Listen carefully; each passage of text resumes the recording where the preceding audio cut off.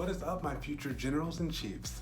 In today's video, we're going to be completing the story of my first night at Air Force Basic Training. But before we begin, let's start off with a few basics. My name is Michael Inman, and I'm an airman in the United States Air Force. If you want to learn about my experience and understand what it's like being in the United States Air Force, definitely hit the subscribe button, and I'll continue sharing my journey with you. Without further ado, let's take a look back at what we discussed last week. Last week, the video ended with us departing from the Finkston Reception Center at the beginning of Zero Night at Basic Training down in Lackland, Texas, and pretty much embarking on the journey to our barracks. Now, at this point in the middle of the night, I had no idea if I was going to be in Disney or in Alcatraz. All I knew is that ahead of me, I could see the lights for Disney and a dark area that I presumed would be leading toward Alcatraz. And so when we got to that fork in the road, like I ended the other video, luckily we turned right. And by that I mean, unfortunately, we headed toward Alcatraz. After about driving probably 5 to 10 minutes, our bus pulled in front of what is called Alcatraz. Everyone on the bus was entirely exhausted. By this point, it was probably 2 in the morning. We clearly flew into Texas quite late. As you might remember, there was a delay in our plane ride. So yeah, we got there late, and then of course, actually being received at the reception center took a while. So we rode up in front of the building known as Alcatraz, and we all accepted our fate that this is where we would be spending the next 2.5 months. So once the bus stopped in front of this building, that is when we saw an MTL that would soon be our MTL, one of the 2.5 MTLs that our flight had. We had about 3 that we saw regularly, but officially, on paper, we had 2 main MTLs. One of those 2 MTLs made a beeline toward our bus and stormed onto the bus just like you see in all of the films on YouTube. And pretty much, I'm trying to remember if they yelled or not. Let's assume it wasn't quite much of a yell because again, it was 2 in the morning, they were tired, we were tired, and even though he talked very sternly, maybe he just wasn't in the mood to yell at all of us. But he told us to very quickly grab our bags and rush to the yellow dots that were underneath the overhang of Alcatraz. If you have the unique opportunity of living in Alcatraz, you will become very familiar with the overhang. It's where you will do some of your emergency first aid training and other small lessons during BMT. But anywho, so we grabbed our bags, we immediately rushed to the yellow dots under the overhang, and we placed our bags down. This is when the MTL did start raising his voice to make us understand that all 50 of us, all 50 to 55 men who had just arrived, that would be under his leadership and mentorship for the next few weeks, we all needed to pay attention, listen, and just be ready to follow instructions. And so we put our bags down, we quickly did a roll call, and he pretty much communicated what would be happening in the next few minutes. So he told us that we would be entering our dormitory within the next few minutes, and when we got up there, our first job was to pick a bed. What happened after that would be described once we got up there, but after roll call, he just communicated what stairway we were going to take, what door led to our dormitory, because when you go to Alcatraz or any dormitory that looks like Alcatraz, because think of it like a square, but each side of the square has about 2 to 4 to 6 different doors that lead up to different dormitories. So there's quite a few dormitories in each squadron. So after he gave us this spiel, like I said, in the middle of the night, some of us are a little cold depending on what we wore, we then were told to follow him up to the barracks or up to the dormitory. I do forget which one we were, so for the point of just this video, I'm gonna say we went up the door that said A1 because we were the A1 flight A1. So, went up to our dormitory. Luckily, I was near the front, just by where I was sitting on the bus. And so, when he went to the door to enter the dormitory, he actually knocked on the door, and these two random people inside the dormitory opened the door. And so I felt that was a little interesting, but it turned out that they were something called EC. They were on EC duty, which later during the BMT experience you will find out, but I'll explain it to you now. That is the entry control duty. It pretty much just means you man the door. And so they had actually arrived to the dormitory a few minutes prior to us arriving there, because they were going to kind of be there for us for our first night. And there'd be a few different EC duty trainees that were a little bit older in the BMT journey, meaning they were probably at week 5 or 6 in BMT. They would be in our flight, like in our dormitory, until we were old enough, responsible enough to handle the duty of EC duty in our own dormitory. But we had to learn how to do it, how to hold the weapon. It's a whole thing. And it's not very fun because it's 24 hours.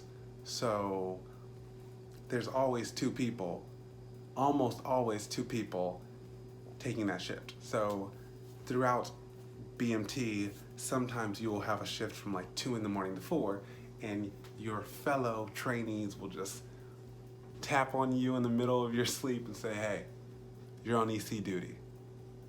Get up. But I digress.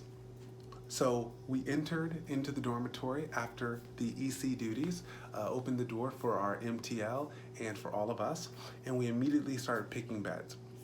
If you are someone who is trying to stay low, stay quiet during BMT, definitely pick a bed in the back of the dormitories.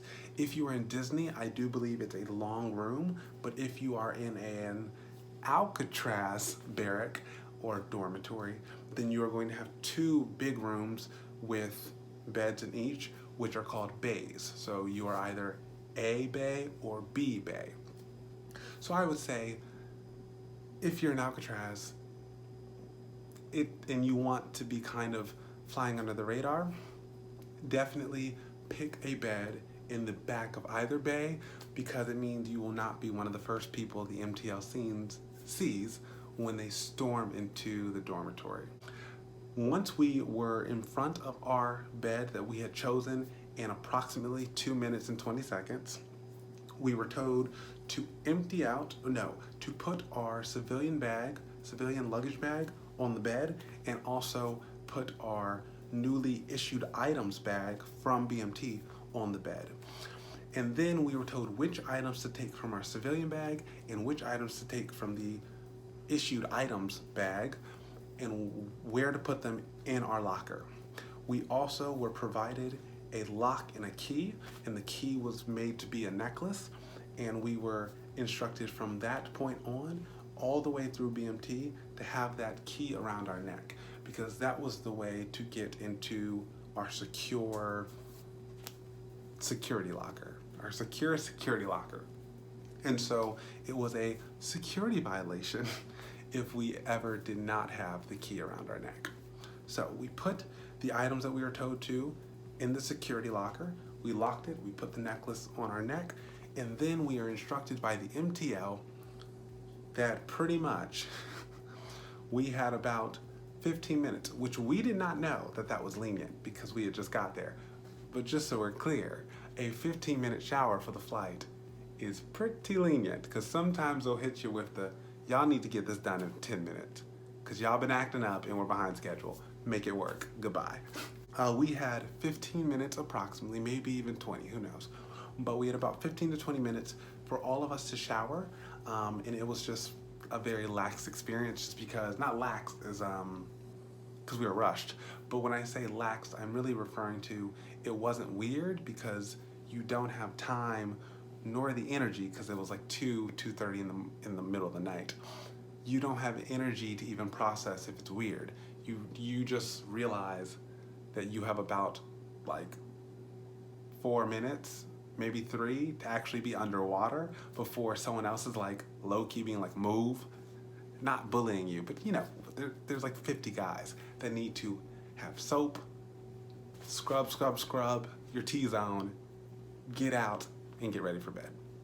So we quickly all showered and got ready for bed. We had within that window of time maybe an extra 5-minute buffer to brush our teeth, not really wash our face, but I'm sure you could find some soap and take 3 seconds to do that if you want to, but it was not the priority. And yeah, so we did our end of day thing. We were all very exhausted. Yes, the MTL was kind of yelling at us if we didn't put certain things in the locker, or if we were moving too slow, or if someone didn't pick a bed fast enough. Yes, the MTL is yelling at you throughout that period. But at this point, none of us are too shocked and scared because we're all super tired. Most of us had been up since 4 a.m. that morning, and now we're only getting ready to go to bed at 3 a.m. the next day. So very few of us were just standing there like, oh my God, sir. We were just like, okay, got it, okay. So stressful, but not too stressful. After we took showers and washed our face and all of our items that we needed for kind of the next 2 or 3 days were safely in our security locker and or in our main locker that was ours and that was assigned to the bed that we were in. Lastly, our bags, like our civilian luggage that you brought with you from home, they were all locked away in a locker in the front of the dormitory. Overall, 0 night from landing in the airport all the way through the reception center and getting our issued items, and then eventually getting to find out what dormitory we were in and getting rushed into the space that we would be spending the next almost 9 weeks, excluding Beast Week, but that's clearly going to be talked about sometime in the future. All of it went by very, not when you look back, it went quickly, but there were moments of just sitting and waiting that didn't go by very quickly, clearly. But overall, a neutral experience. Not positive, but not negative. It was great that we got to meet our MTL, even though it was very abrasive and he was yelling at us. And then it was nice to just go to bed. I do remember, and I'm sure this is similar for all of the people in my flight actually, and maybe everyone who goes to BMT, that the first night, once the MTL leaves and sees that we're in bed and says lights out, the first night, 2 things tend to happen, I think, for everyone. Firstly, you often will get a brief word of encouragement from the entry control duty airmen or trainees that are in your dormitory. You know, the trainees that are like in week 5 or 6 that are in there kind of watching over you, doing the EC duty before we eventually learned how to do it ourselves. Usually you will have a few sentences of encouragement from them, which is nice because they are much farther in the BMT journey, and so it's nice that they often will say something like, hey guys, I know today was a lot, welcome to BMT, you're definitely gonna make it through this, it gets easier over time, you get better, and get some shut-eye. They'll say something like that. I remember saying something like that to the newly arrived trainees when I did EC duty for a dormitory that had just received the new trainees. So I remember doing something similar or saying something similar just to calm everyone's nerves. And then usually the second thing that is very common is everyone will sit in their bed before falling asleep and say, what did I get myself into? Anywho, thank you for watching. If you like this video and you want future videos, definitely smash the like button and click the subscribe button.